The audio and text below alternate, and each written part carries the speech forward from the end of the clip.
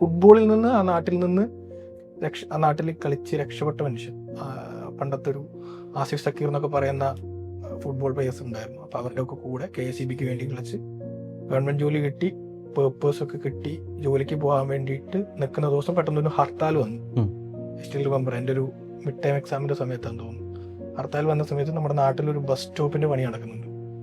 അപ്പം എൻ്റെ കസിൻസ്, പുള്ളിയുടെ പ്രായത്തിലുള്ള കുറച്ച് കസിൻസ് ഒക്കെ കൂടെ ഈ ബസ് സ്റ്റോപ്പ് എല്ലാവരും കൂടി പണിയുമല്ലോ, നാട്ടിലെ ചെറുപ്പക്കാർക്ക് 10-25 വയസ്സുള്ള. അപ്പോൾ ഈ പണിയൊക്കെ കഴിഞ്ഞിട്ട് ഇവർ വൈകുന്നേരം ക്ഷീണം തീർക്കാൻ വേണ്ടിയിട്ട് തൊട്ടടുത്തൊരു കരിയാത്തമ്പാറ എന്ന് പറയുന്ന സ്ഥലമുണ്ട്. അവിടെ എല്ലാ വർഷവും ഓരോരുത്തരും മരിക്കാറുണ്ട് ഇപ്പോഴും. അപ്പോൾ അവിടെ കുളിക്കാൻ പോയതാണ്. അപ്പോൾ ഞാൻ ക്ലാസ് കഴിഞ്ഞ് തിരിച്ച് വീട്ടിലേക്ക് വരുന്ന വഴിക്ക്, ഒറ്റയ്ക്ക് നടന്നു വരുന്ന വഴിക്ക് ഒരു ചേട്ടൻ, ആൾക്കാരിങ്ങനെ നടന്നു പോകുന്നത് നമുക്ക് കാണാൻ വഴി കൂടെ. ചേട്ടൻ പറഞ്ഞു, നീ അറിഞ്ഞില്ലേ ചോദിച്ചു. കുട്ടിയാ ഞാൻ, വളരെ കുഞ്ഞാണ്. അപ്പോൾ ഞാൻ എന്താണെന്നറിയില്ല, റെനീഷ് മരിച്ചുപോയി, വെള്ളത്തിൽ മുങ്ങി മരിച്ചു എന്നുള്ള പുള്ളി അങ്ങനെ ഭയങ്കര ഓപ്പണായിട്ട് പറഞ്ഞു.